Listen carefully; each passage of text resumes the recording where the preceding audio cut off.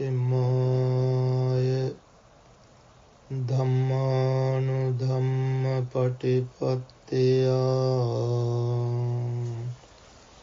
Buddhaṃ pujemi Dhammaṃ pujemi Sanghaṃ pujemi. By this practice of Dhamma, in accord with the Dhamma, I venerate the Buddha. By this practice of Dhamma, in accord with the Dhamma, I venerate the Dhamma. By this practice of Dhamma, in accord with the Dhamma, I venerate the Sangha. Sadhu, sadhu, sadhu.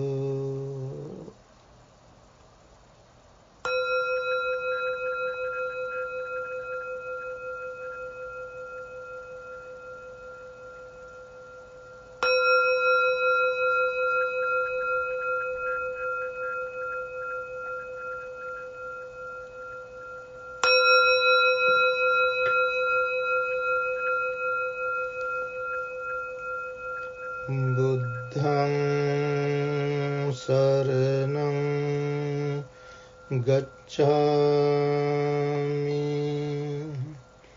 Dhammaṃ saranaṃ gacchāmi Sanghaṃ saranaṃ gacchāmi.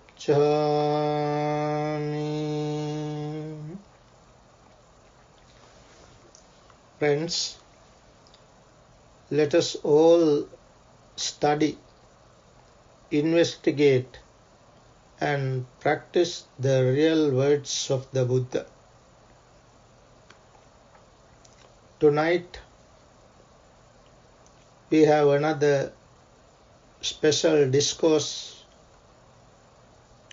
delivered by Venerable Sariputta.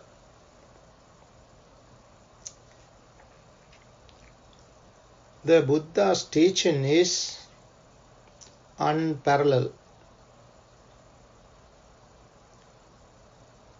Whether the Buddha himself delivered these discourses or his immediate disciples like Venerable Sariputta and Moggallana delivered these discourses, they talk about what the Buddha really said. Because Buddha's disciples, they themselves have experienced this Dhamma. They themselves realized this Dhamma. As they were fully enlightened ones, they delivered the same words of the Buddha. So, this is a discourse from Samyutta Nikaya, Connected Discourses of the Buddha, Chapter 22 to Sutta number 2. The name of the discourse is Devadaha. Devadaha was a particular village, a township. Tonight, our topic for this talk is how to remove desire and lust. Desire and lust. Earlier I said we have to understand whenever we have delight and lust, whenever we have whenever we are exposed to the world, we have desire. With that desire, we are delighted. Delighted and lust. So let's understand how to remove this. If we can remove desire and lust, that is what the Buddha said. That is what is called vipassana, insight meditation. That is the way to purification of mind. That is the way for the extermination of all taints and the way to become taints free. Taints free. Taintless one. Kena Sava, the enlightened one. Let's come to the discourse. Thus have I heard. On one occasion the Blessed One was dwelling among the Sakyans, where there was a town of the Sakyans named Devadaha. Then a number of westwards bound bhikkhus approached the Blessed One, paid homage to him, sat down to one side and said to him. So a group of monks went to the Buddha, paid homage and sat aside. And then they said this, Venerable Sir, we wish to go to the western province in order to take up residence there. That is what the monk said. Then the Buddha said, have you taken leave of Sariputta bhikkhus? Because Sariputta was the chief disciple of the Buddha, Sariputta, who always sat on the right side of the Buddha.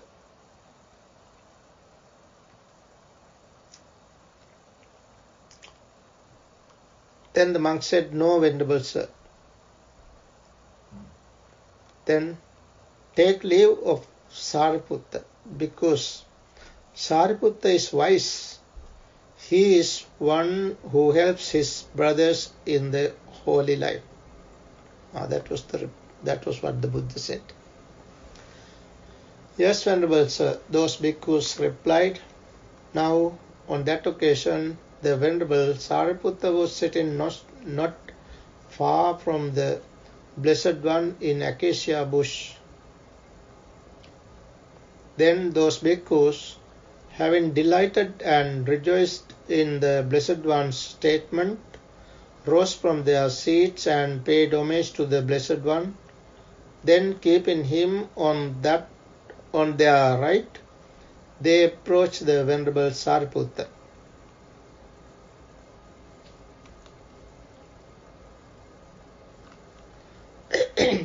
They exchanged greetings with the Venerable Sariputta, and when they had concluded their greetings and cordial talk, they sat down to one side and said to Venerable Sariputta, Friend Sariputta, we wish to go to the western province in order to take up residence there.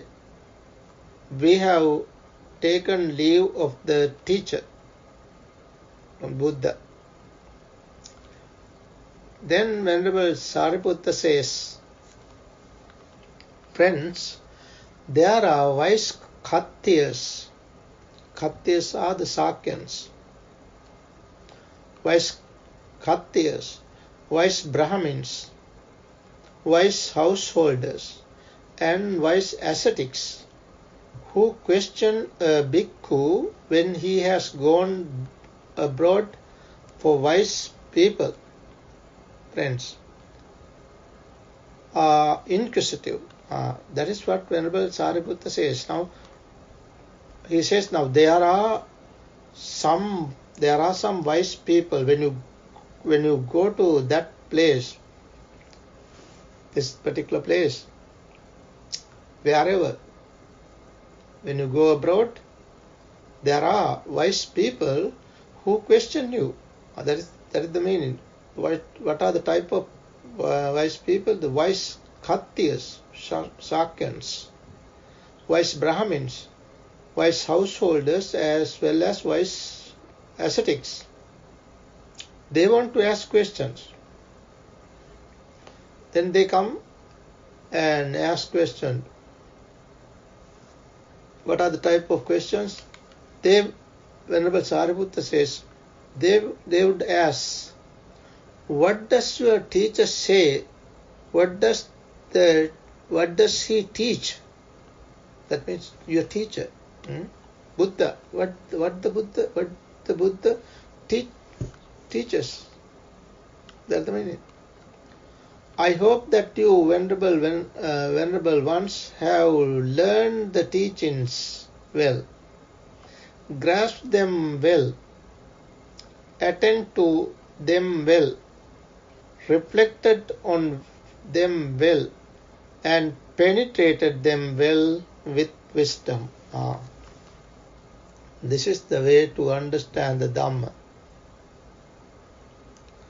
One has to understand the Dhamma properly.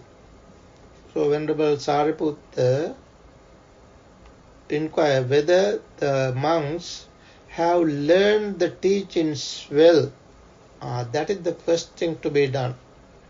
One has to learn the Dhamma, learn the real words of the Buddha well. That is very important. Secondly, grasp them well. Not only learning, one has to grasp them. One has to keep this, take this properly, understand this properly. Then attend to them well, giving full attention. Then reflected on them well, reflected on them, the Dhamma. And finally, this Dhamma, not simply know, but one has to see the Dhamma, penetrate the Dhamma. What is penetration?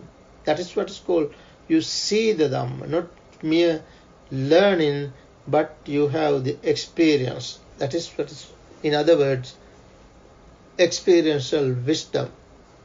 To penetrated them well with wisdom, insight.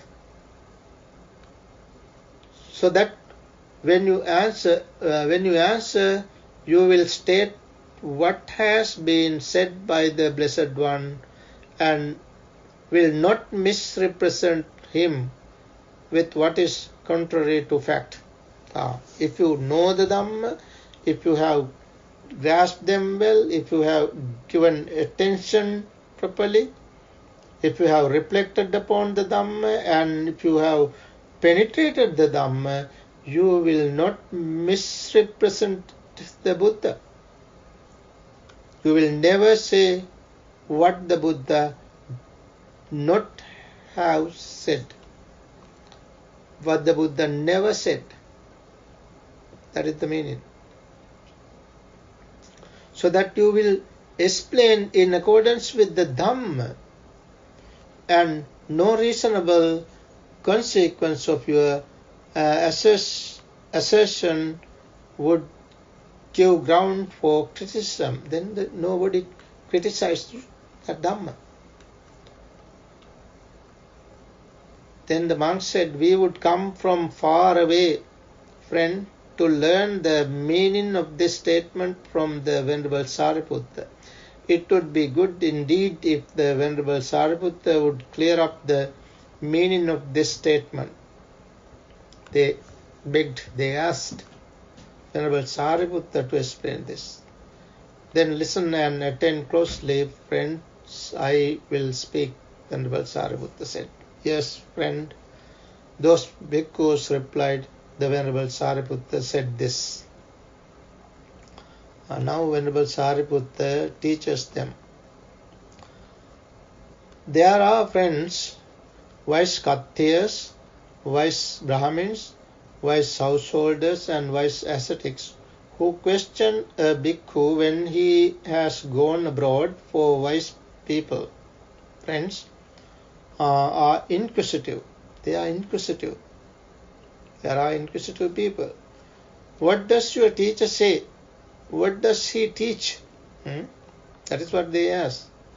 Being asked thus, friends, you should answer, our teacher, friends, teaches the removal of desire and lust. That is the Buddha's teaching. So answer is that. Clear answer is that. Venerable Sariputta teaches them to answer in this manner. Whoever asks, what does your teacher teach? Then say, our teacher teaches the removal of desire and lust. That is our topic tonight. Removal of desire and lust. How to do that? When you have answered thus, friends, there may be wise Kshatriyas, wise ascetics who will question you further. Then further they will ask questions. What would they ask? In regard to what does your teacher teach the removal of desire and lust? In regard to what? What purpose? What is the purpose?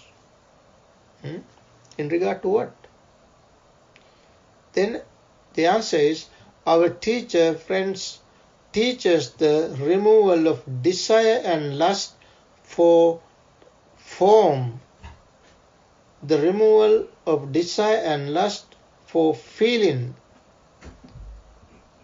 The removal of desire and lust for perception. The removal of desire and lust for volitional formations. The removal of desire and lust for consciousness. These are called 5 aggregates. Here, removal of desire and lust in form is also correct. In form, because it is there in the form. What is the form here? It is not this body.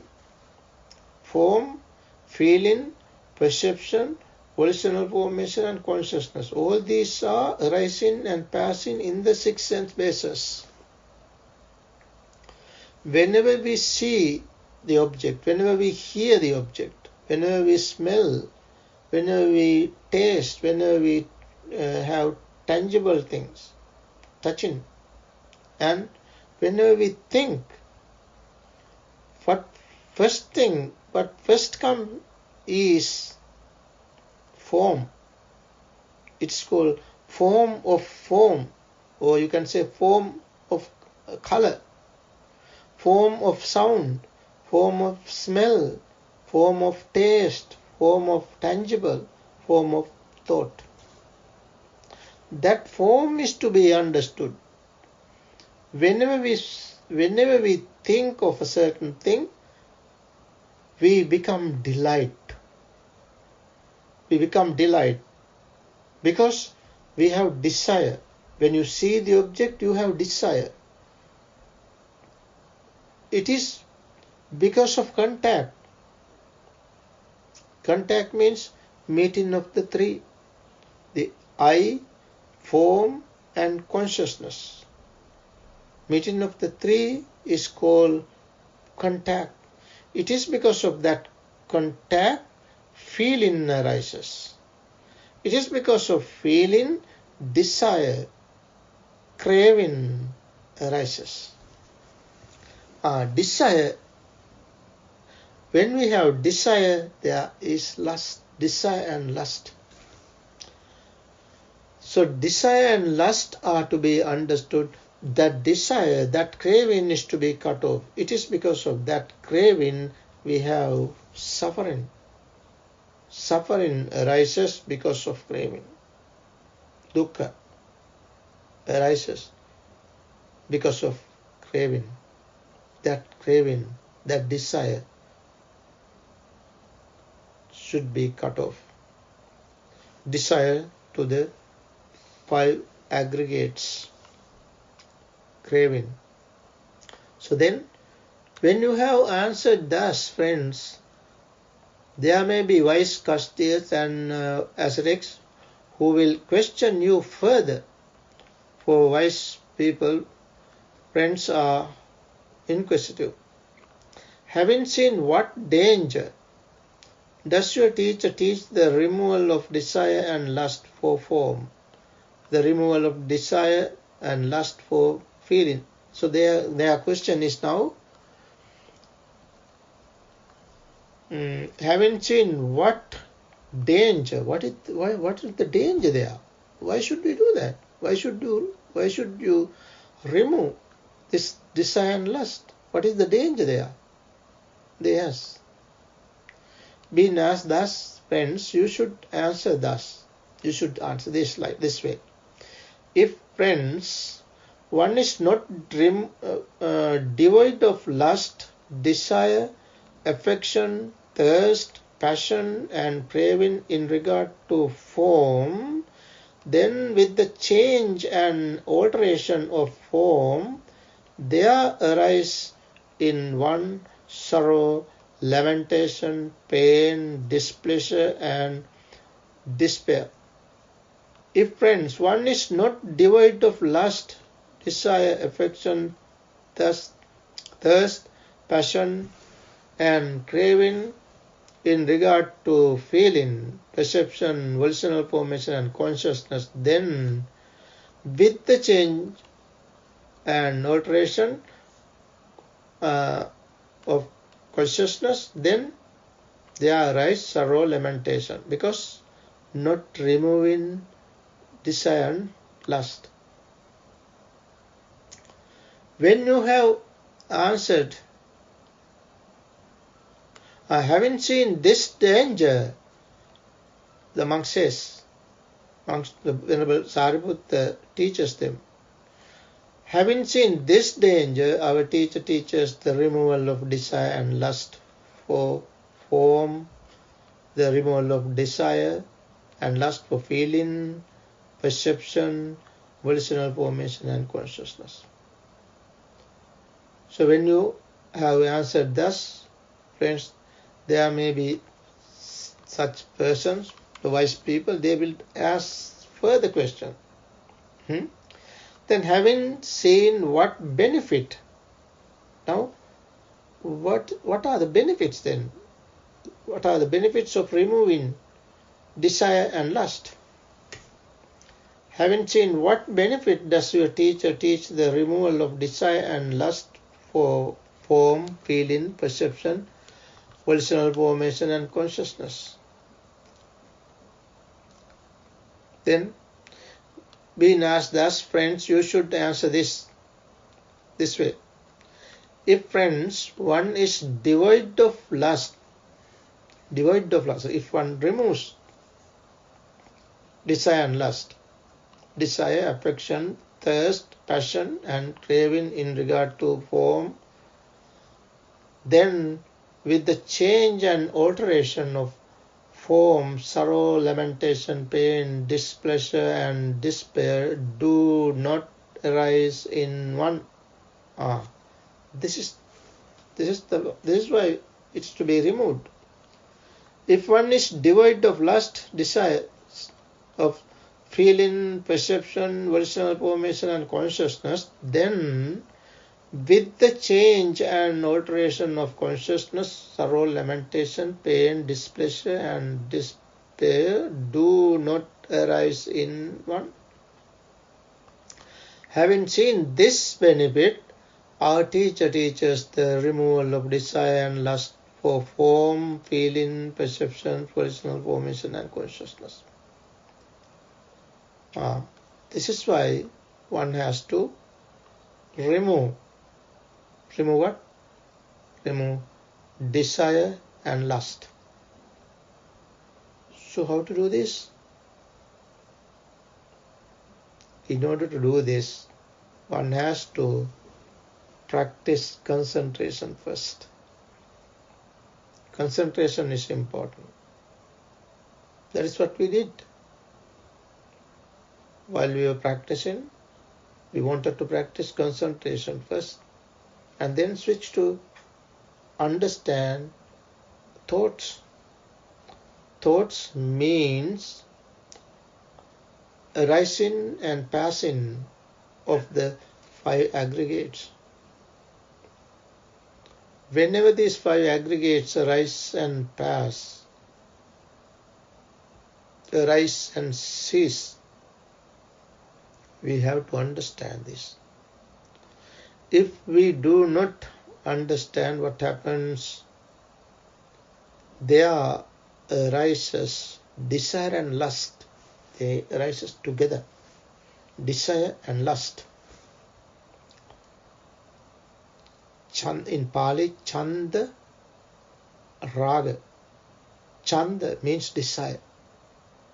Raga. Raga means lust. So both these come together. Whenever we have desire, we have lust.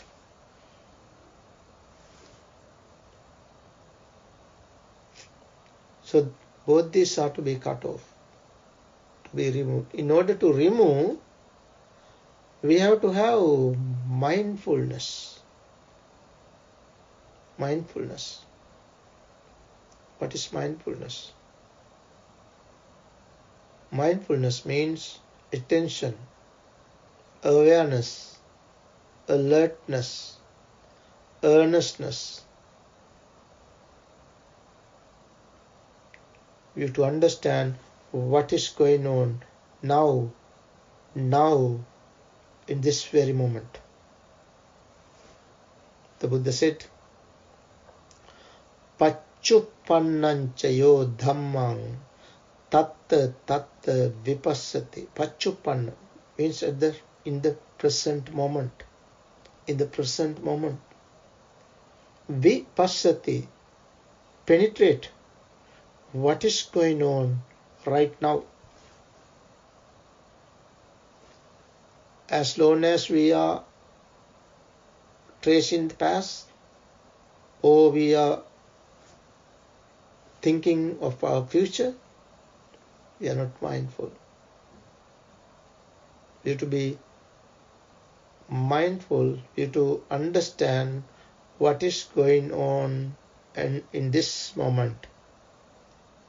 Whenever the thought arises, you have to understand. We have to understand it as we see, hear, smell, taste, touch, and think. You have to understand the desire. That desire is to be understood, and we should not grasp it. Whenever we have desire, we have, right there, we have the idea of mine, me, and myself. I, myself. Actually, that is what we grasp as mine, then me, myself. First you grasp it as mine, then you make it your own. I'm, me, then you keep it as your own, thinking that it is something permanent. Instead, Buddha said, try to see that as something not mine, not me, not myself. That is the opposite. That is going against the current, not go with the flow, not simply floating. While we are observing, while we are seeing things, hearing things and exposing to the world, we are simply floating. If we are mindful, we can understand these thoughts. We can understand how we grasp things. Grasping, clinging, attachment is the problem. That is what the Buddha said. That is what other teachers also said. Today is the Christmas. Jesus said the same thing. Jesus also has said this. Those who follow the Christians, today is the most important day for them. As we have our good friends, Christian friends, our devotees, our good friends. This is the message of the teachers. As humans, they taught the Dhamma, they taught their Dhamma to all of us. As humans, we have to understand this. They are messages. Whether the Buddha, Jesus, Muhammad, or whoever. They taught this through their experiential wisdom. They practice meditation. They all practice meditation. And they understood this. With their understanding, they taught us not to grasp things, not to cling to things. Instead, try to abandon things, give up things, remove things. Remove what? Not what you have at your home. You have to remove your bad thoughts, unwholesome thoughts. You have to understand the difference between unwholesome and wholesome. Here at the end of this discourse, Venerable Sariputta further said, if friends, one who enters and dwells amidst unwholesome states, unwholesome, akusala, unwholesome state, akusala, could dwell happily in this very life. Understand this clearly. If friends, one who enters and dwells amidst unwholesome state could dwell happily in this very life without vexation, despair and fear, and if with the breakup of the body after death he could expect a good destination, then the Blessed One would not praise the abandoning of unwholesome states. If you practice unwholesome, if you are practicing unwholesome, if it is giving you this sort of benefits by practicing unwholesome, the Buddha never teach such things. But because one who enters and dwells amidst unwholesome state dwells in suffering in this very life, that is why one has to abandon unwholesome. Uppanne papake akusale dhamme. Whatever the unwholesome things arise, unwholesome thought arise, they all should be exterminated. That is the teaching of the Buddha. Because he can expect a bad destination with the breakup of the body after death. The Blessed One praises the abandoning of unwholesome. That is the teaching of the Buddha. Buddha taught us to abandon unwholesome thoughts. Abandon, give up, exterminate, totally obliterate, totally cut off, cut in root, obliterate but unwholesome. And further says, if friends, Venerable Sariputta says, if friends, one who enters and dwells amidst wholesome states would dwell in suffering in this very life with vexation, despair and fever, and if with the breakup of the body after death he could expect a bad destination. You are doing wholesome but end up with bad destination. If such things happen, then the Blessed One would not praise the acquisition of wholesome states, kusala. Unwholesome in Pali, unwholesome means in Pali akusala. Wholesome means kusala.